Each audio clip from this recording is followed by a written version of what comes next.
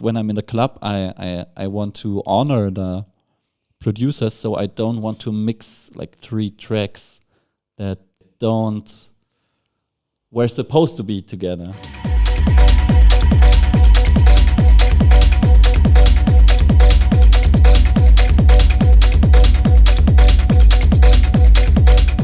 Bonjour Julius. Bonjour. How are you? I'm very good. Good to have you here. Thank you very much. Tell us, what's your journey? Who's Introversion?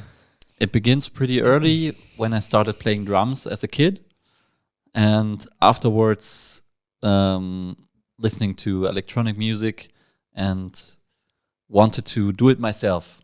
So I started to look for software. How can I do it? Do I need synthesizers or stuff? And like a lot of producers, I just downloaded the first cracked FL Studio version I found. And from there on, it got more and more. I also went to study sound design in Berlin. Mm-hmm. And then with a lot of tutorials and stuff, you just get better and better. Great. So when did you move to Berlin? Like what to study? To study sound design. When was that? When? In 2014. Okay, so it's quite a while ago already. Yes. Nice. So you literally like learn at school and then you developed your skill yourself while at home with tutorials. Exactly, yes. And on gigs, I imagine. And on gigs, but so in the beginning I was starting to produce music and DJing, but at some point it got only back to producing and not DJing, and right now it's like both at the same time. Yeah, I imagine like with Corona and everything that's happened in past years, like this must have Yes. been a big thing. How was it for you? Really bad. Yeah? Yeah. Like I even thought about quitting this whole thing because okay. I lost all my money. I really needed the help of my parents and people around me, which with 25, 26 feels bad, I think, for me. But after 1.5 years, or maybe 1 year of musical break, so I didn't produce anything, it just came back. Like, I can't describe it, but was one day it just came back, and from there on, I'm pretty sure I want to keep on doing exactly what I'm doing right now. Did anything happen to Nothing. No? It's just Nothing. like... It just hit me. Okay, great. One day. Okay. So you're producing a lot lately. Any releases planned? Releases are not planned right now, but I'm producing every day. That's and good. Different genres also. That helped me a lot because I was forcing myself to only do techno music and do the stuff that already worked. But since I got free from that, I can produce a lot faster and more in different genres, and even with acoustic instruments like guitar or bass or drum set. It just feels more free right now. So do you prefer to produce music than to A play? lot, yes. Yeah? Yes. Okay. Why that? Because creating is so much more fun than just play. And I also thought of playing live if that's a chance, but you really have to practice a lot, and I'm doing it, but it will take a lot of time. Yeah? And even like playing with 4 decks simultaneously, where you can say you create something, but at that point when I'm in the club, I want to honor the producers, so I don't want to mix like 3 tracks that were supposed to be together, but I want to show the track like the producer thought it How should it's be. supposed to sound Yes. like. Okay. When does it make sense to mix these tracks together? It makes a lot of sense if you have this really, really tooly, super loopy tracks that sound really similar from the beginning to the end. And there are people that can make it really good, like DVS1 playing 4 decks, and you have no clue which deck is doing what right now. Only he knows. Yeah. But in the end, he creates something completely new. And I really respect it, and I know that people can do that really good. For me, it often doesn't work because my tracks are different built.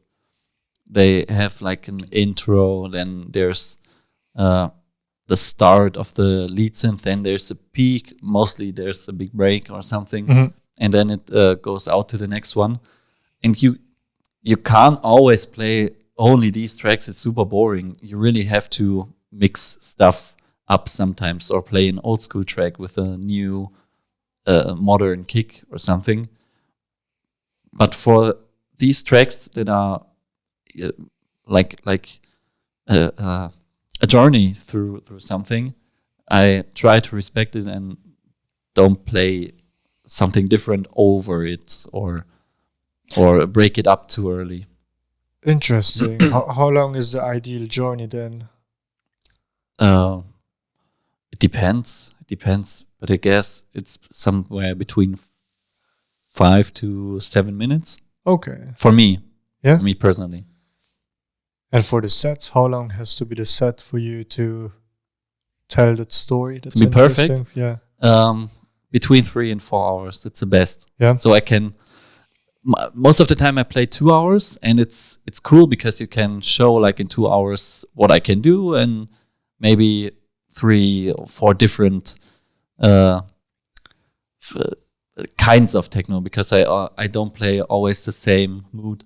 I play different stuff. But you really have to like play tracks. You can't play them from the beginning to an end, or it's the best part only. And I don't like to only play the best part. So 3 or 4 hours is way better to tell a story, or to try to tell a story, because it doesn't always work. So it depends on the crowd, it depends on the night, it depends on the mood. Where do you like to play then? What's the ideal night? What makes a good party? Oh, good party. Super important is a really good warm-up DJ that doesn't play like crazy before you. And the best situation would also be to be on one level with the crowd. So you are really like, you can nearly touch them. I really like that, because you get, and it sounds, I don't know, a lot of DJs tell that, and I always was like, yeah, blah, blah. But it really is like that. You get the power from the crowd. You feel much better when there's people directly in front of you shouting, dancing, having fun, than being 10 meters away from them, higher. It looks cooler, but it's a completely different power and vibe. Yeah, good warm-up DJ, near to the crowd, and a really good sound system. So no cheap, shitty, no bass sound system. Who does that? A lot. Yeah? A lot, yes. Yeah? Okay. Actually. Yeah. More than you think. Oh, okay. What's the Techno Tik Tok for you? Fast sunglasses. Cycling sunglasses? Really fast. Really fast. Sunglasses. That's why the sound is fast as well. And they have to be half down the nose. That's important. Really important.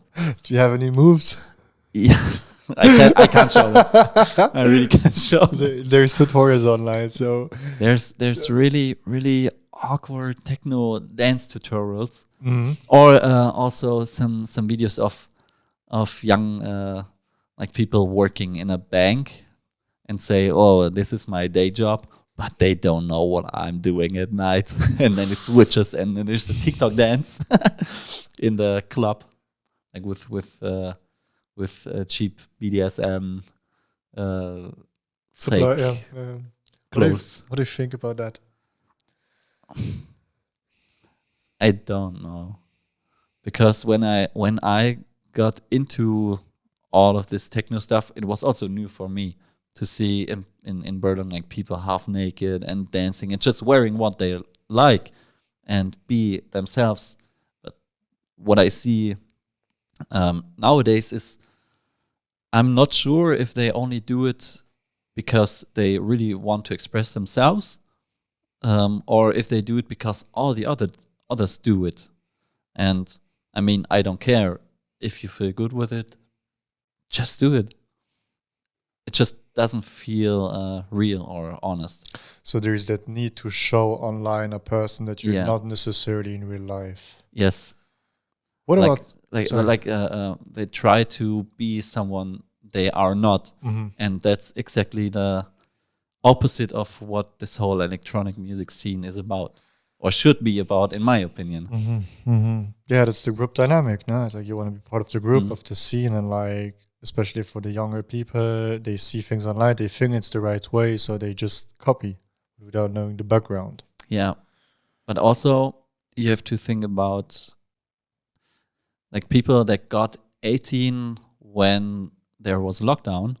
They had no chance to experience their first times at parties or Mhm. electronic events or techno events. So they started to do all the stuff online. I guess, I'm not sure, but that's my Makes sense. my way of thinking about how did it get there. Mhm. And most of it happened online in live streams, and then maybe get together with a few friends. And it when one of them is like wearing this all black or stuff, they think, oh, so that's what The you way have it to should do be. there. Mhm. Then I do too.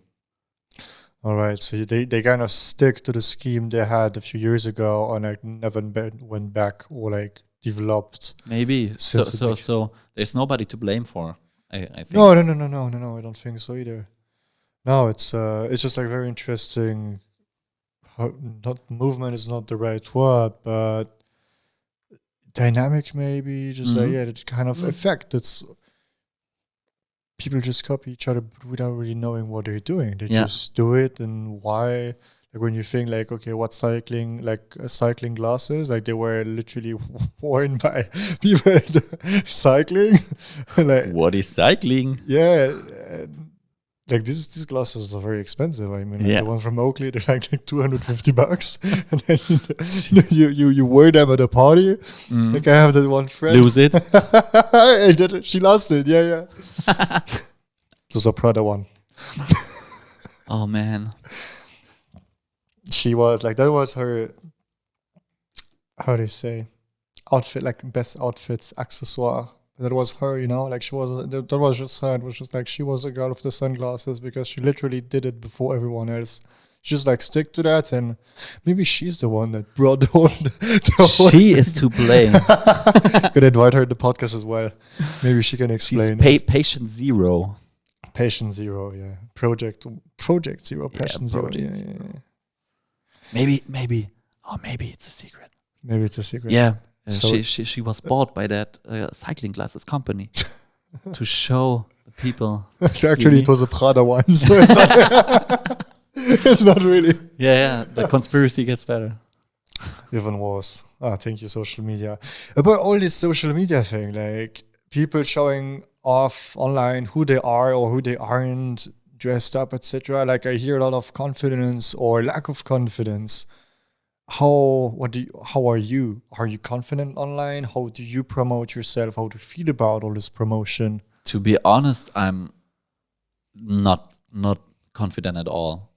Even if I try to not show it online, so like do funny videos or stories or stuff to show that I'm confident, but I am really not confident.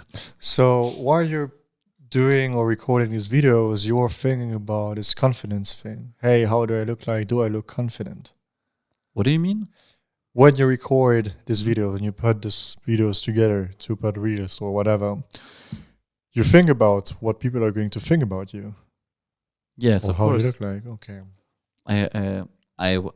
Of course, I want to them to like what I do, Mm-hmm. because if I don't, it doesn't make sense. But they follow you for who you are, so Yeah, they true. like you already, you know? Like, and since we talked about it a little earlier, you have already that audience, and this is super cool. Like, this is the people who follow you because you are you, Yeah, and that's not true. because you are some influencer on TikTok. You know, Yeah. you are authentic. You are yourself. You are introversion. That's right. That's what friends of mine remind me a lot when I'm like deep down thinking, oh, I need to quit.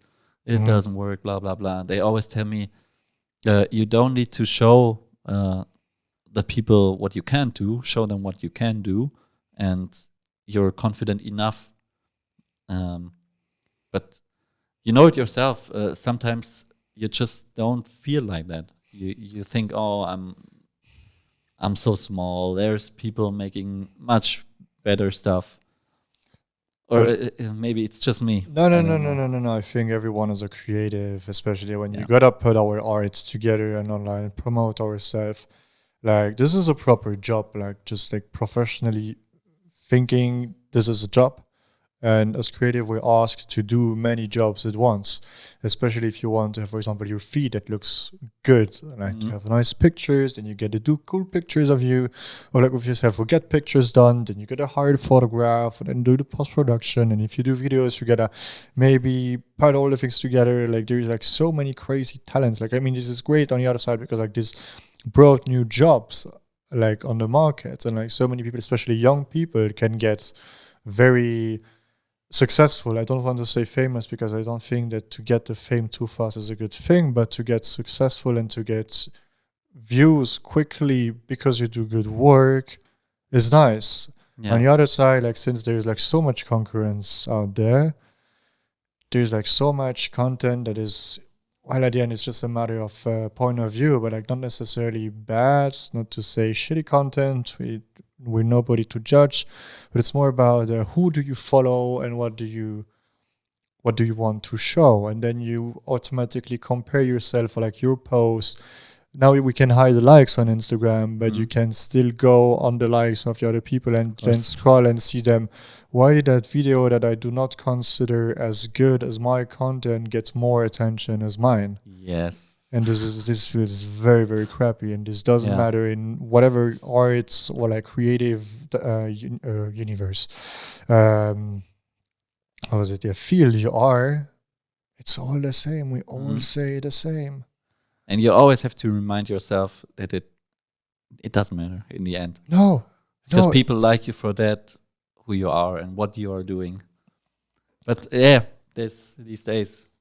And I mean, in your case, like, you have a proper audience, like your audience is a dance floor. Yeah. And when you have people sharing this exact moment for you, like with you, and they're here for you, standing in front of you, dancing with you, and you were saying like exchanging this power, this energy with you, this is the most beautiful thing ever. Yeah, true. How do you, tell us about it, how do you experience it? The best feeling is when you like play a new track, an unreleased track of yours, and people don't know it, but you see the reaction that people can they enjoy it. They enjoy it, and they feel that's something I don't know, and it sounds like it's yours. So that's so that's the ultimate joy. Now research for the gem. And I want to expand that feeling from the dance floor to at home, because I myself, I don't listen to a lot of techno, nearly nothing at home, because it's for me, it's music for a dance floor, maybe for sports or something. But right now I'm doing a lot of music that is really only for listening at home, or even for like maybe a movie scene or something. And I want to try to get that exact feeling to people's homes. What did you see yourself as a child? What did you want to become as a child? Rockstar. A rockstar. I wanted to become a rockstar on the drums. With a nice band. Yeah. But before that, I wanted to study dinosaurs, of course, or become a pirate. You wanted to become a pirate? Yeah. Why? Because I loved Johnny Depp in Pirates of the Caribbean. So in the Caribbeans. Yeah, I wanted to drink rum at the beach. That's all. As a child. As a child. As a child. It looked so tasty. Yeah, and how is it nowadays? The rum is good, the beach isn't.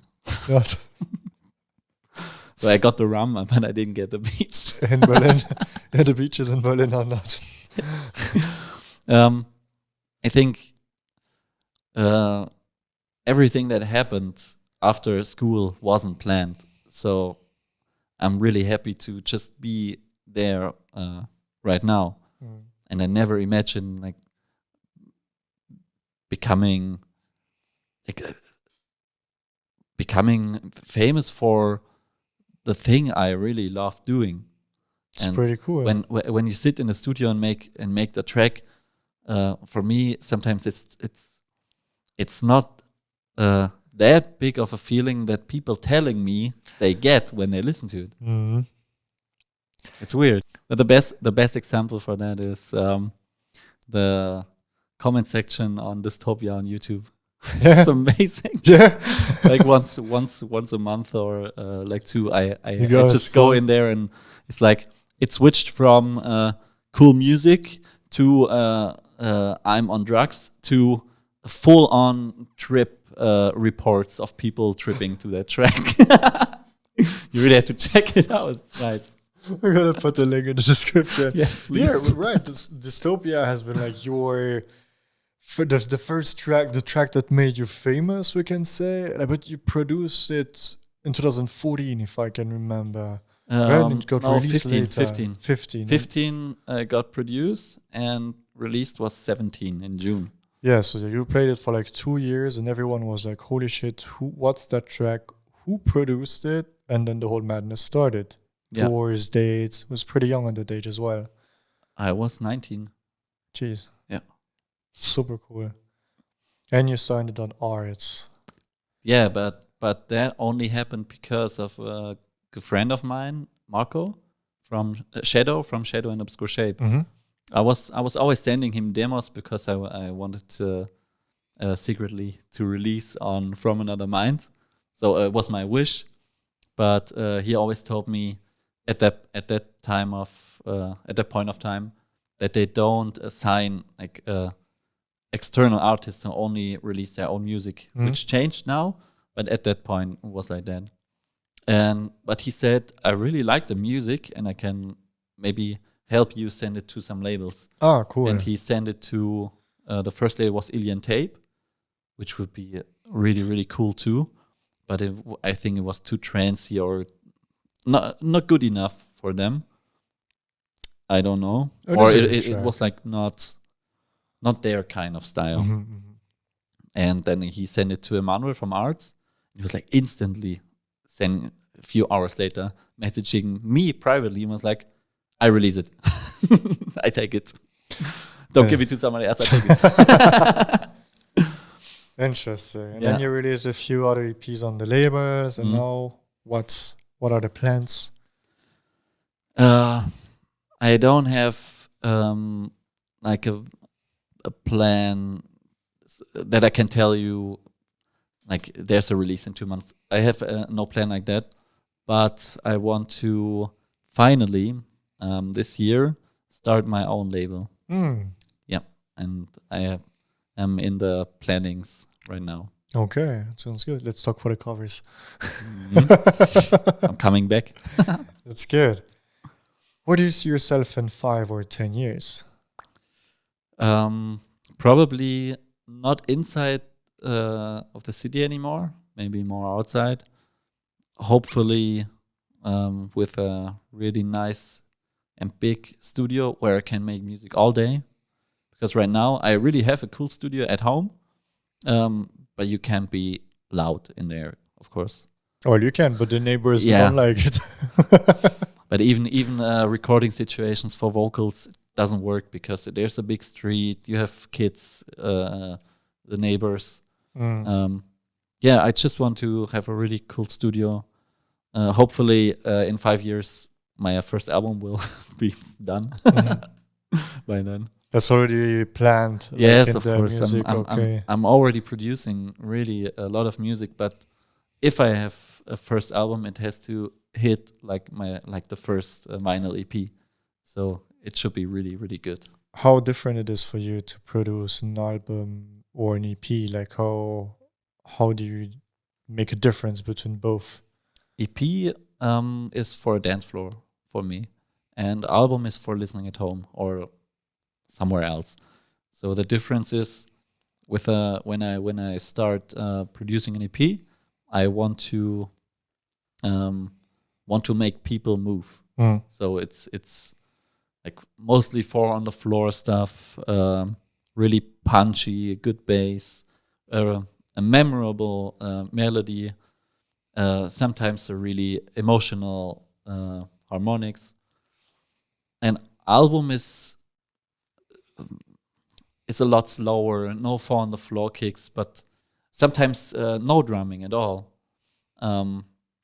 And I think I never recorded vocals for a track for an EP, but now for the album, I really have to relearn how to do it properly.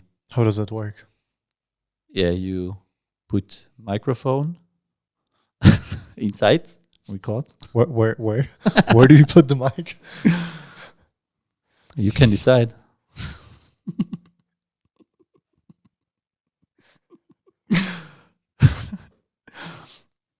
Yes. Yes.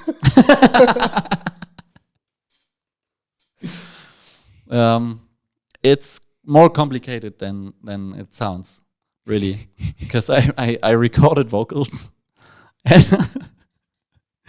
Firstly, you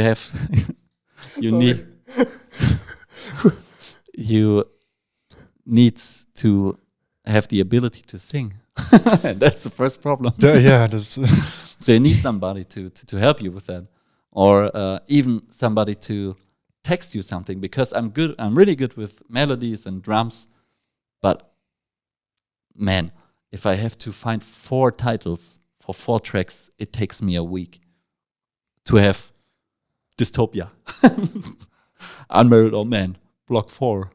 Oh, it's only 3. 1 week. It takes 1 week. How did you come up with these names? Maybe it sounds a little bit cheesy, but listening to the song over and over again in different situations, at home, outside, walking, and then you get a feeling of something, or you think of something without controlling about it. So you get a picture in your mind. And Dystopia was just, it felt like really, really dystopic. I was walking through Neukölln at that time in Berlin. And yeah, the other tracks, Block 4 was is the block from the exploded block in Chernobyl from the power plant. Was in block number 4. And it just I just got that picture in mind when I listened to the track. You could have named it like Not Great, Not Terrible. Exactly, yeah.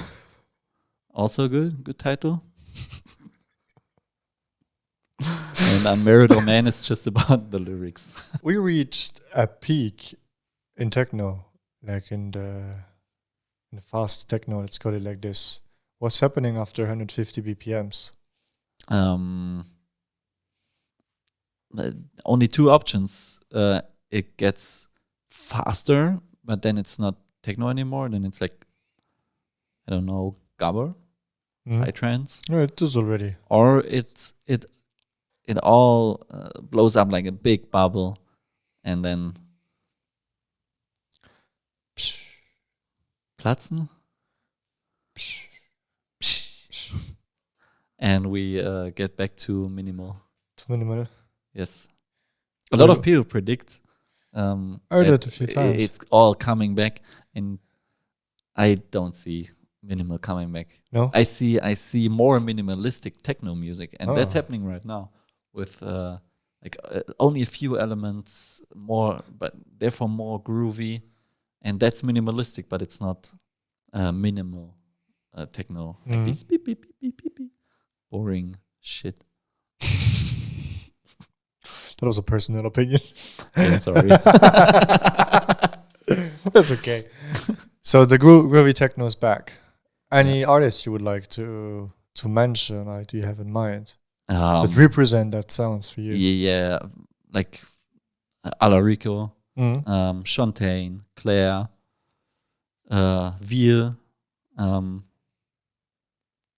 Shadow and Obscure Shape also really changed their sound. Mm. Got more, but it's more of like 2000s techno, groove techno stuff. It's not the full on crazy groovy stuff Alarico is doing. We're not at 2007 yet. No, not yet. It's in 7 years. Then we make David Guetta coming back maybe. I think he's pretty happy where he is right now. I mean, I wouldn't say like if I was him, I wouldn't change necessarily where I live. How I live. Did you listen to the AI generated Eminem track he did lately? No. I got it. I'm following Beatport on Instagram, and Beatport featured a track from David Guetta, where he says in an interview he found two websites. The first website can write texts in the style of somebody else. So he generated a short verse in style of Eminem, and then copied that text to another page where you can make text to speech, but in the voice of somebody else. Yeah. And he took it in the voice of Eminem, and it's really bad. The sound file sounds really good, but the text is really bad, and the David Guetta track is not my favorite. But the idea is funny, and it's really good. And crazy how far it already goes. It's completely generated. There was nobody speaking in the style of Eminem. It's just generated. That's crazy when you think like the whole AI subject is a big thing right now. Like, how do you see the future in music with that? Do you think as artists we're gonna be influenced by AIs? I don't think so. No. And I don't think that it will take somebody's work, somebody's creative work.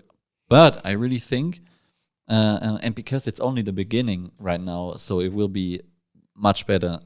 Just think of the first smartphone and where we are now. And it's just like 10, 15 years. 15 years, yeah. I think it will help to inspire. So if you have if you're completely blocked and you don't know what to do, a topic, or I don't know how far it already is, but harmonies and stuff, you get more inspiration, or it takes some work from you that you don't like programming a synth. Maybe you just type in how you want it to sound, and maybe give the AI an example of an old Daft Punk song, and I want that style, but with another instrument or something. And you can't do it with presets right now because you have to find exactly what you want. In that case, you could maybe let somebody do the work. So AI is doing it like more user friendly. I hope, because I don't want it to take somebody's creative work. Well, it is somehow like in the visual arts, like we see, you've certainly seen it, like all these people sharing like AI portraits from themselves. There was a like not big shitstorm. That's maybe a little too hard. Maybe not, because on some way, like there's so many people that are working so hard to develop their own style, and to make their own, and then you have some programs, robots, whatever you call them, that are producing 10 times faster than you do. The quality is very good, and like we see it, for example, in realistic tattooing, that people are just like now giving on, like they just, for example, you come to me and say like, hey, I want a realistic tattoo line with star, whatever. And you do it, you put it in the AI, and the AI drops you like 5 or like 10 different art. Oh, that's crazy. And then you just gotta tattoo it, you know? Yes. So where's the limit? Where is it good? Where does it stop? On the other side, like you stop like a whole part of the industry is gonna die as well. Mhm. Or like of the industries differently, because like we're replacing humans by machines. Yeah, but they're wrong. Not we shouldn't replace the creatives. We need them. we need to replace like people that have to do really shit work for way too less money. Let the machines do their work. Yeah, Let us be absolutely. creative. Yeah. It's still a whole question about money and the people not wanting to pay creatives as well. True. Like, I mean, how do you experience that? It's like people think you, the fact that you enjoy what you're doing, says that they don't need to pay you for that. This says a lot about their job. Yeah. It just reflects their. Yes. Let it sink. Yeah. Do you see it in your artist's fee, this kind of behavior? Sometimes, yes. Yeah. So when they want to give you less for the same amount, even locations that paid you more before, and try to push you down now and say, okay, because of the pandemic and all the stuff that happened, and I can understand a lot, but it just feels like you're not worth the same amount than a few years before. Yeah, and even like, especially in your case, like it's even like, even if you didn't play or produce, like even like now you have more experience. Yeah, So true. it should be the other way around. I'm playing much better than a few years back, I'm honest. There you go. Yeah, there you go. It's just Practicing someone. a lot. That's a big thing, like in the creative industry in general. Like a lot of people who are not in the field tend to underestimate the amount of work that requires, Yeah. because they just don't know it, because like it's No. just not their field. I mean, this is absolutely fine, but like then I don't think they necessarily realize, but to disrespect artists by putting down their work or like the money or like the amount just because of money, or like reducing their fee. What the fuck? Yeah. Why do you do that? Just like, hey, the price, you go to the supermarket and ask like the cashier, like, hey, it's like $150. No, it's gonna be 120 today. Like, do you do that? No. I think so. Stop. Then I can't get the stuff. Yeah, pay. Yeah, in tattooing we say like, good tattoos ain't cheap. Cheap tattoos ain't good. Ain't good. Yeah, Yeah. I think it's pretty, like for art in general, like it's pretty good quote. Yeah. You always have to ask yourself, how can it be so cheap and why? Yeah, but I think like this, especially in fields that are working very fast with a lot of like big enterprises, is working like they trying to like save the budget because they have a specific budget, and art or form or whatever. Like working with creative has not a priority, so they don't focus on that. They just focus on quantity because they gotta do it fast and fast. Like there is not even like good, because like it can't be good if it's done too fast, or if you're someone that or is working in the industry for years and years and years, which is absolutely fine, but this is the result of the experience, and then you pay the full price. And if someone then says like, hey, you design me a logo, like you have like 15 years of experience, and you design a logo or track or soundtrack or whatever, or a tattoo, where you need just like, I don't know, 2 hours to draw the thing, or like let's say 1, and a few years ago you would need like 10, it's gonna be more expensive with less time, but people don't understand that. Yeah, true. And you're gonna feel like, okay, the value is not worse, because like, yeah, you can do it fast. It's like, yeah, but that's the same result. Yeah, the result is the thing you're paying for, not the time of work. Absolutely. This is a big thing in freelance work. Do you work as a sound designer next to, okay. Nothing. No. Do you have experience in the field as well, or like only producing? Not a lot. Only a few projects from friends where I help them. Okay. With stuff. I would love to do that, but at first I want to like finish projects I now started, and then that's album and label. And if I finish, I can't do a lot of things at once. I always have to finish the next step, and then I can go further. Sometimes that's also because that's also why my EPs sometimes take really long to get finished, but I can't do multiple stuff. Mhm. Yeah. That's why I don't have any sound design jobs right now, or I'm not looking for it.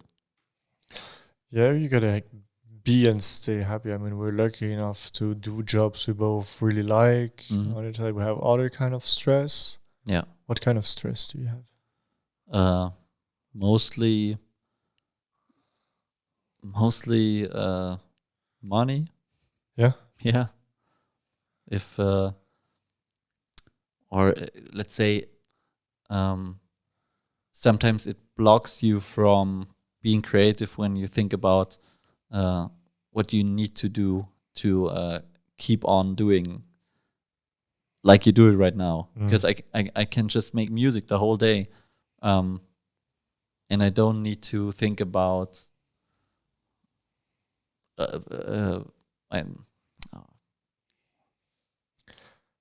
You don't need to think about the result and how people are gonna get it, but more about what. Yeah, you just focus on what you like. Yes, and I want to keep on doing that. So if I don't have enough gigs, I can't focus myself only on that, and then you have to think about how can I earn enough money that I can push myself back into that only music thing. Sometimes it works, sometimes not. Yeah, many creatives have a kind of side job. Yeah, or it's like the problem from all creatives, I guess. how could we make the clubs better, like the club situation better nowadays? What do you think? So I think they are doing a lot recently that made it really better. There's nearly no club without an awareness team. There's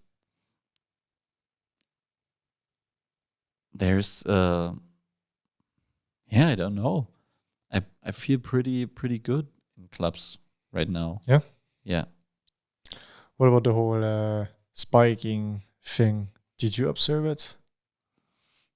Not that much, because in the beginning, it sounded really like horrifying, and then there was nothing. They found nothing out about it, so I'm not sure how exactly all of that happened. I'm just not really in that topic. Okay. Because I don't know anybody that got spiked. who got spiked only over friends, and I really believe them. I just feel it feels like it went a little down right now. We don't hear as much as we used to hear about that. But is it still happening? Do you know? I didn't hear anything lately, but just as you said, like not in my close circle. Yeah. So I don't know. I just hope it's not gonna continue as it was. Like when was that? Like last year, beginning of last year, I think. When the clubs reopened, just like safe space where no safe spaces anymore because of that. Especially after the pandemic, that was horrible. Like to reopen the clubs in these conditions. And yeah. But I'm also in that, I say, privileged position where I don't go a lot of partying privately, because when I travel for gigs, it's a job, and then there's always a promoter with you. You're in the backstage. You're not always in the crowd. Like most of the time, when I finish my gigs, I go partying there for at least 1 or 2 hours. But it's a different situation. So for me, nothing changed that much, because when I started DJing, I also started partying. So it was always together. Yeah. And I always had somebody taking care of me. One last question. Yes, please. Is it polite to ask for a guest list? If you know me? If I don't know you.